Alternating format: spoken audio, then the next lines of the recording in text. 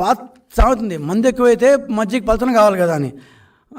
ఇక్కడ మరి మందు తక్కువైపోయారు కదా, అప్పుడు చిక్కటి మజ్జిగన రావాలి లేదా పెట్టే ధరనా తగ్గాలి. రెండూ కాదు, మంది స్టూడెంట్స్ తగ్గుతారు, పెట్టే ధర మాత్రం 270 కోట్ల రూపాయలు స్కామ్.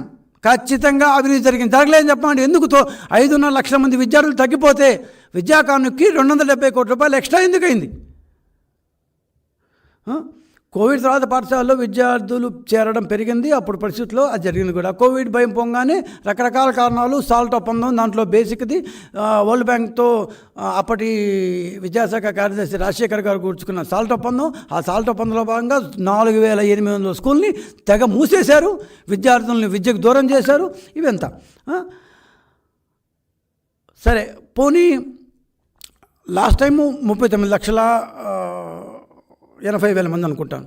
ఈసారి అంటే ఇప్పుడు ఈ ఏప్రిల్, ఇది ఇవాళ ఏప్రిల్ 3 కదా, ఏప్రిల్ 1వ తేదీకి సుమారుగా మన దగ్గర ఉండే విద్యార్థుల సంఖ్య 39,30,000.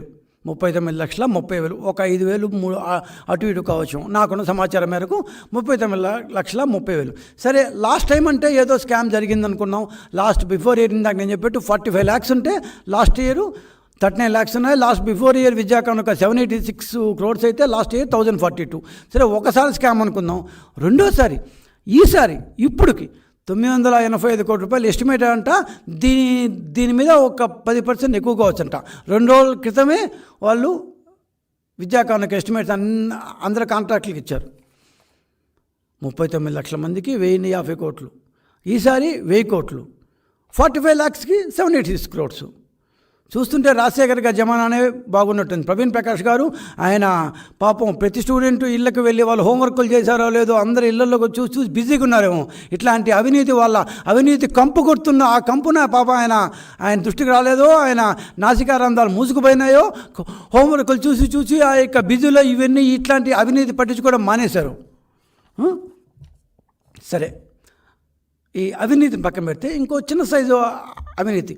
టామ్ కొట్టారు, ఊరు వాడ చెప్పారు. అసలు సీఎం గారు అయితే 100 సార్లు చెప్పారు. ఏమని?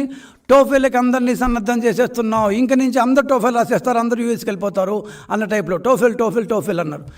మేము అనుకున్నాం పర్లేదు, టోఫెల్కి ఏదో చేస్తే అయినా అందరూ పోలేరు, బట్ స్టిల్ ఏదో ఒకటి చేస్తున్నాళ్ళే అనుకున్నాం. మళ్ళీ ఎందుకో అనుమానం వచ్చి ఏదో ఒకటినా మంచి పని చేస్తున్నాళ్ళే అనుకున్నాం. మళ్ళీ అనుమానం వచ్చి ఎవరికి ఇచ్చారబ్బా అని చెప్పి ఆ కంపెనీ చూస్తే liquid English edge private limited. ఈ యొక్క సంస్థ ఢిల్లీలో ఉంది. వాళ్ళ యొక్క సంస్థలో కేవలం 34 మంది మాత్రమే ఉద్యోగులు ఉన్నారు. ఓకే, వాళ్ళందరూ వచ్చి 3 నెలల పాటు మన ఎస్సీఆర్టీ, పాపం ఎస్సీఆర్టీ ఎంత ఘోరమైపోయింది. ఎస్సీఆర్టీ యొక్క పరిస్థితి, మహామహులు ఉద్దండులో ఉన్న ఎస్సీఆర్టీకి వాళ్ళు వచ్చి ట్రైనింగ్ ఇచ్చారంట. ఎస్సీఆర్టీ భలే ఉందని చెప్పి దానికి తలూపిందంట. అందుకని వాళ్ళు అన్ని స్కూళ్ళు ఎంపిక చేసిన స్కూల్లో పోయి ఎంపిక చేసిన టీచర్లకు ట్రైనింగ్ ఇచ్చారంట. సో ఆ టీచర్లు అందరూ నేర్చేసుకున్నారంట. విద్యార్థులకు అందరికీ రేపటి నుంచి ఎంపిక చేసిన టీచర్లు ఎవరైతే ట్రైనింగ్ తీసుకున్నారో వాళ్ళందరూ ఇచ్చేస్తున్నారంట. ఆంధ్రప్రదేశ్లో విద్యార్థులందరూ టోఫెల్కి సన్నద్ధం అయిపోయారంట. రేపు అందరూ టోఫెల్ రాసేస్తారంట. అయ్యా, మరీ అంత ఎదోలా కనిపిస్తున్నారా ప్రజలు? చెప్పండి, ఓ మాదిరి గుడి కనిపించలేదా? పైగా ఈ యొక్క జీవోలో ఫస్ట్ 3 నెలల పాటు 4 నెలల పాటు వాళ్ళకి ఏదో డబ్బు ఇచ్చారంట.